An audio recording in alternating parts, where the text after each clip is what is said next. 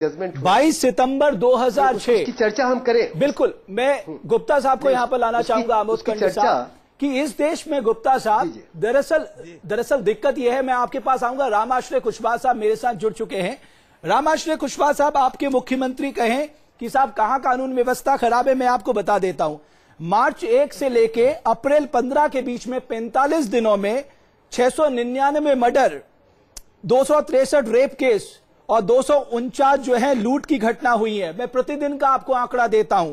प्रतिदिन 5 रेप हुए हैं, 5 लूट हुई हैं और इससे ज्यादा आपके 15 मर्डर हुए हैं प्रतिदिन। ये आपकी कानून व्यवस्था का हाल है सर। जी देखिए, निश्चित रूप से मैं आपको बता दूं, आपके आंकड़े सही हो सकते हैं और आंकड़े इसलिए आपके पास उपलब्ध हैं कि समाजवादी की सरकार जब से बने हैं, कोई अपराध होता है तो थाने में दर्ज किया जा रहा है और मीडिया में पूरा लिस्टेड होता जा रहा है। पिछली सरकारों में क्या था, मैं वही चर्चा अभी कर रहा था। पिछली सरकार में, आप हमसे पहले जो सरकार बसपा की थी उसको ले लीजिए। नहीं, मेरे पास वो भी आंकड़े हैं, आप उसके लिए निश्चित रहिए। आप अपने कार्यकाल की बात करिए ना। कुशवाहा जी तत्व हैं, रेप कर रहे हैं या मर्डर कर रहे हैं। नहीं कुशवाहा जी, माफ कीजिएगा, हम आपको बीच में रोकना चाहेंगे। कुशवाहा जी माफ कीजिएगा, बीच में एक छोटी सी बात। पिछले राज्य में क्या होता है इससे किसी को कोई लेना देना नहीं है। पिछले 1 साल से आपकी सरकार उत्तर प्रदेश में है और इस 1 साल में जो आंकड़े सामने आ रहे हैं, आप कहते हैं वो रजिस्टर हो रहा है, ये तो बहुत अच्छी बात है, रजिस्टर हो रहा है, लेकिन सवाल ये है कि पुलिस का डर नहीं है, सड़क पर उतर कर लोग एक दूसरे को मार पीट रहे हैं। मैं वही आपसे निवेदन करना चाहता हूं कि पिछली सरकार का जब हम कंपैरिजन करेंगे तब आप ये तो कम से कम कहेंगे पिछली सरकार से बेहतर कानून व्यवस्था है। कुशवाहा जी सवाल यहाँ पर यह है, आप यहाँ पर केस रजिस्टर हो रहा है, इसको अपनी वाहवाही के तौर पर ले रहे हैं। चलिए मान लिया आप बहुत अच्छा काम कर रहे हैं। सवाल यहाँ पर यह है कि आम आदमी, अभी हमने 2 रिपोर्ट दिखाई, इलाहाबाद की और साथ साथ फिरोजाबाद की, इन दोनों जगहों पर सड़क पर मार पिटाई चल रही है और पुलिस वाले वहां पर अपनी बंदूक लेकर खड़े हैं, लेकिन किसी की हिम्मत नहीं है कि जो लोग गुंडागर्दी सड़क पर कर रहे हैं उनके खिलाफ कार्रवाई कर सकें। पुलिस के पास यहाँ पर हिम्मत नहीं है सर, ये दिक्कत है। देखिए निवेदन, मैं एक बात कहना चाहता हूँ कि बिल्कुल आपकी बात सच है कि हमारे पुलिस कर्मी के अंदर हिम्मत नहीं है और हिम्मत यदि वो नहीं करता है तो वो नौकरी से जा रहा है। आपने देखा अभी इलाहाबाद में जो आज कांड हुआ उसमें 3 कांस्टेबल को सस्पेंड किया गया, एसओ को सस्पेंड कर दिया गया। आप सरकार में यदि बैठे हैं, मैं आपसे सवाल करता हूं, यदि आप चीफ मिनिस्टर होते तो दंडित ही तो करते। लेकिन सर आपका पुलिस महकमा खाली हो जाएगा अगर आप सस्पेंड करने उतरे, क्योंकि आपके प्रदेश की पुलिस व्यवस्था का हाल ये है कि वो उसमें भ्रष्टाचार पूरी तरह फैला हुआ है, वहां राजनीतिक संरक्षण मिला हुआ है। लेकिन मैं आपको बताता हूं, आप कह रहे हैं ना रिपोर्ट दर्ज होती है, मैं आपको ये रिपोर्ट दिखा रहा हूं सर, फिर आपसे टिप्पणी जानूंगा। पुलिस गूंगी बहरी है तो कानून को लागू करने वाले भी जुर्म के पीछे नहीं है। चंदौली में एक वकील ने अपने साथियों के साथ मिलकर नाबालिग लड़की के साथ गैंगरेप किया, लेकिन जब लड़की के घर वाले पुलिस से शिकायत करने पहुंचे तो पुलिस ने उन्हें कल आने को कहकर टरका दिया। यह सुप्रीम कोर्ट की गाइडलाइंस का उल्लंघन नहीं है? सबसे पहले इस रिपोर्ट पर नजर डालिए।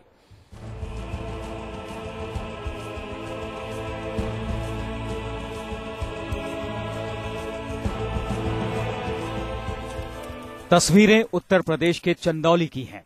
यहां भीड़ ने एक वकील के चैम्बर को आग के हवाले कर दिया। चैम्बर में रखी तमाम फाइलों और सामान को तहस नहस कर दिया गया। वकील और उसके सहयोगियों पर आरोप था कि उन लोगों ने एक नाबालिग लड़की को पहले तो बहाने से घर में बुलाया, फिर उसके साथ बलात्कार किया।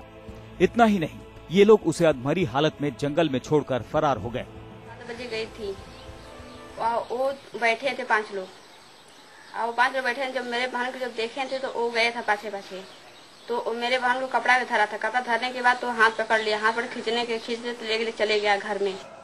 मासूम को वकील और उसके साथियों ने अपनी हवस का शिकार बना लिया। लेकिन यहाँ भी उत्तर प्रदेश की पुलिस कितनी संजीदा थी, ये खुद पीड़ित की बहन से सुन लीजिए। मेरी बहन जब आई थी घर पे तो 1 लोग रहे थे, वो मेरी बहन को लेके आया था घर पे। वो भी बोला था, फिर पुलिस को गए थे 9 बजे रात के, तो पुलिस आया था तो पुलिस बोला था कि तू सुबह आना थाने पर, तो वो फिर गए थे वो लोग। इससे ज्यादा शर्मनाक बात क्या हो सकती है कि एक नाबालिग के साथ सामूहिक बलात्कार होता है और पुलिस पहले तो पीड़ित के घर वालों से बदसलूकी करती है और फिर उन्हें अगले दिन आने को कहकर टरका देती है। एक तरफ महिलाओं के खिलाफ सरकार कड़ा कानून बनाने की बात करती है, दूसरी तरफ काले कोट वाले की इस काली करतूत ने महिलाओं की सुरक्षा पर ही सवाल खड़े कर दिए हैं। Team News Nation. Kushwaha ji, अभी आप दलील दे रहे थे कि आप लोगों के राज्य में, उत्तर प्रदेश में जो मामले हैं वो दर्ज किए जा रहे हैं। अभी चंदौली की रिपोर्ट अभी आपके सामने हमने पेश की। गैंग रेप की पीड़ित लड़की जब पहुंचती है पुलिस थाने अपना रिपोर्ट लिखवाने के लिए, तो पुलिस स्टेशन में से कहा जाता है कल आना, कल सुबह देखेंगे। ये अगर रवैया है तो आप बताइए, यहाँ पर आप सस्पेंड करेंगे क्या? इससे कार्रवाई हो जाएगी? क्या ये काफी है? आपकी बात का हम बिल्कुल गौर कर रहे हैं, लेकिन एक बात ये भी आपसे मैं सवाल करता हूँ जी कि जिस एसओ ने उस पीड़िता की एफआईआर दर्ज नहीं किया, उस एसओ को भी सस्पेंड कर दिया, जो कर्मचारी हैं उनको भी सस्पेंड कर दिया गया है, और जो दोनों पक्ष झगड़ा कर रहे थे यहाँ इलाहाबाद वाले में जी, उस दोनों को सस्पेंड करेंगे? नहीं, अब सुनिए, आप मेरी बात सुनिए। तो सरकार ने अपना काम किया है, उनको सस्पेंड किया है एसओ से लेकर के सिपाहियों तक जी, और निश्चित रूप से कोई भी सरकार में होगा तो पनिश करने का ही काम करेगा। चलिए कुशवाहा जी, हम आपकी इस बात को मानते हैं कि आपने कहा कि आपने सरकार में रहते हुए कार्रवाई की उन लोगों के खिलाफ जो कानून का पालन नहीं कर रहे हैं। अब जरा एक बात बता दीजिए, पूरे उत्तर प्रदेश में यह संदेश गया है कि राजनीतिक संरक्षण मिल रहा है उन तमाम लोगों को जो कानून व्यवस्था को अपने हाथ में ले रहे हैं, और इसी वजह से पुलिस हाथ पर हाथ धरकर आज बैठी हुई दिख रही है। यह मैसेज जा रहा है आपके राज्य में।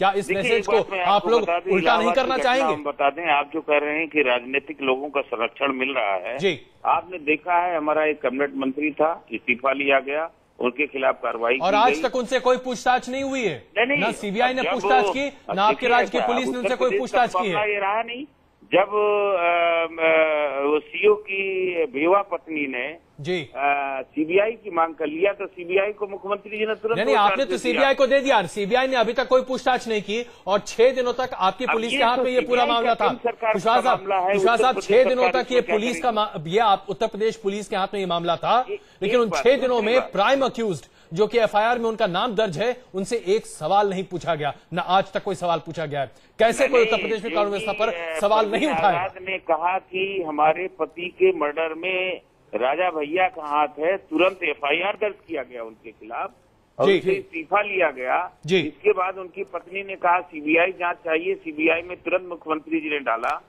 तो अब सीबीआई जांच कर रही है वो प्रकरण। तो चलिए, आप कह रहे हैं सीबीआई जांच कर रही है। बात करता हूँ जी, रामाश्रय कुशवाहा साहब, बहुत बहुत शुक्रिया आपका। आमोद कंठ साहब हमारे साथ बने हुए हैं।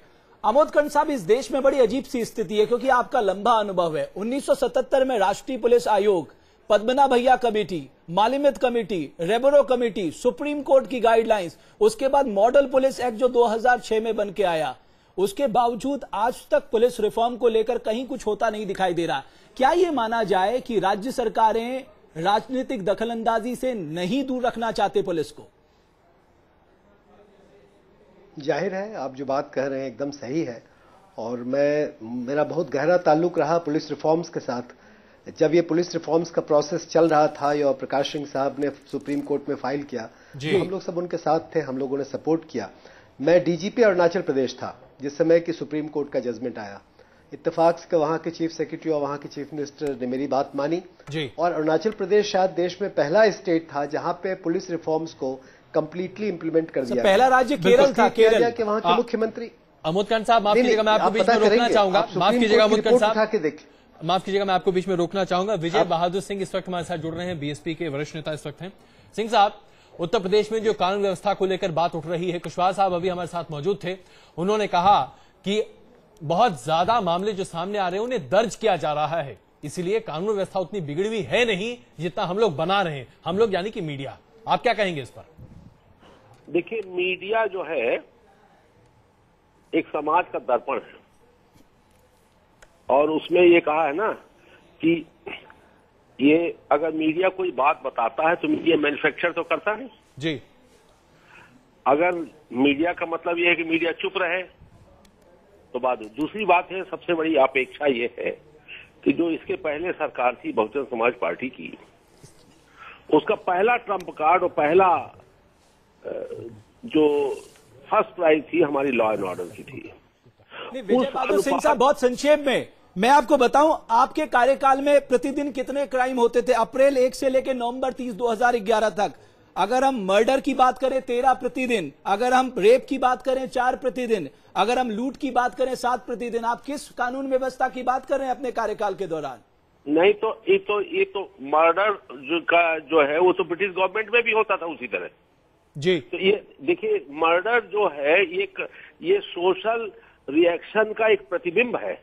चलिए देखिए murder is not a law. नहीं ठीक है सिंह साहब, माफ कीजिएगा बीच में, दरअसल हमारे पास वक्त बहुत कम है, हम बीच में आपको रोकना चाहेंगे, लेकिन स्थिति यह बनती दिख रही है कि आरोप प्रत्यारोप एक जगह।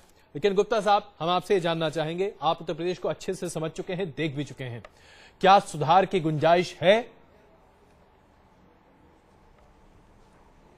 नहीं, सुधार की गुंजाइश तो बहुत ज्यादा है और जैसा बताया कि यंग चीफ मिनिस्टर से बहुत उम्मीदें हैं कि पुराने रवैया को छोड़ करके अपने वर्कर्स को कंट्रोल करेंगे, जो इनका वोट बैंक है उसके बारे में लोगों का परसेप्शन खराब होता जा रहा है कि वो फ्री हो गए हैं, उनको रेन करना है, मतलब लगाम लगानी है और पुलिस को इंडिपेंडेंटली काम करने की देना है, ताकत देना है, अच्छे अफसर पोस्ट कर रहे हैं। बिल्कुल गुप्ता साहब, हमारा समय समाप्त हो गया।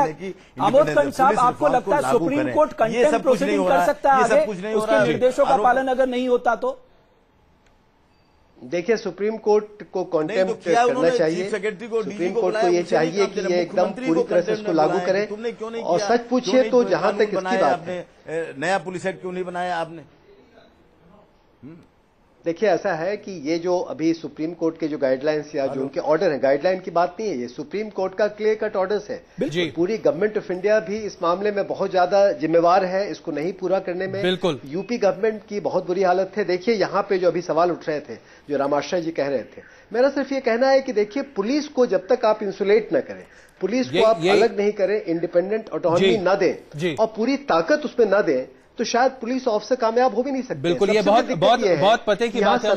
सरकार पॉलिटिकल लीडरशिप को पुलिस को पूरी तरह से जोड़ दिया गया है। बिल्कुल, जोड़ना नहीं चाहिए, थोड़ा अलग कीजिए इनको। बिल्कुल बिल्कुल, जब तक अलग नहीं करेंगे, पुलिस को पूरी ताकत नहीं देंगे। बहुत क्षमा चाहते हैं हम आपसे। अमोद साहब और गुप्ता जी, आप दोनों का बहुत बहुत धन्यवाद इस चर्चा में शामिल होने के लिए। इसमें कोई दो राय नहीं कि जब तक सरकार अपने चंगुल से पुलिस को अलग नहीं करती, तब तक इसी तरह के आप नजारे रोज इन सड़कों पर देखते रहेंगे जो आज उत्तर प्रदेश में देख रहे हैं।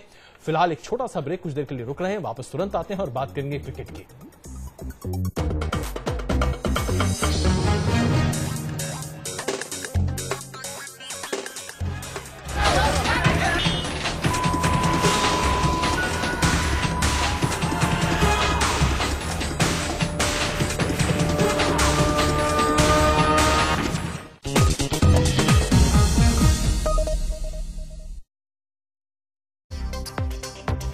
स्पेशल न्यूज चैनल मेरे लिए वही होगा कि देश का तरक्की हो रहा है वो दिखाइए।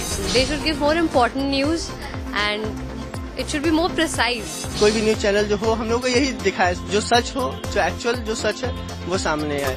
यंग जनरेशन का नया channel news nation.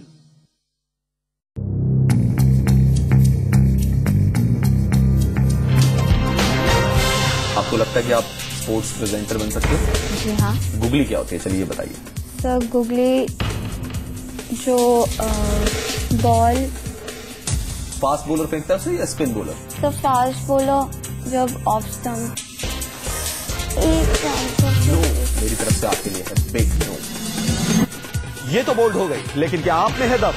Indian presenter league में हिस्सा लेकर आप बन सकती हैं न्यूज नेशन पर स्पोर्ट्स प्रेजेंटर। पार्टिसिपेट करने के लिए लॉग इन करें www.newsnation.in।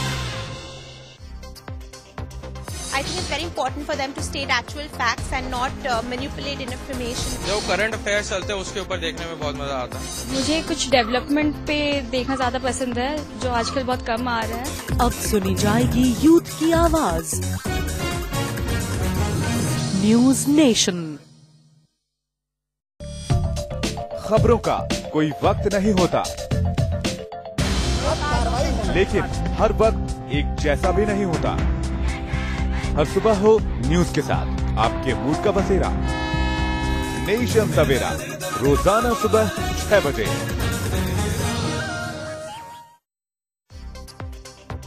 छोटे से इशू को बड़ा नहीं बनाना चाहिए और उसमें मतलब कि ज्यादा बहुत बड़ा बना देते हैं न्यूज वाले, तो वो नहीं दिखानी चाहिए बार बार। बच्चों के डरावना जैसा आता है और रात को डर जाते हैं, ऐसे सब जो डरावनी जो आती है उसी सब मैं न्यूज चैनल पे नहीं देखना चाहता हूँ। किसी के बहकावे में या किसी के दबाव में कोई भी न्यूज चैनल काम ना करे।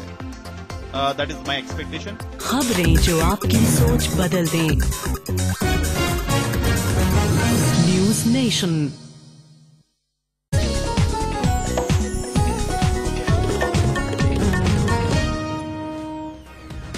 नमस्कार, हमारी इस खास पेशकश में आपका स्वागत है। मैं हूं करुण।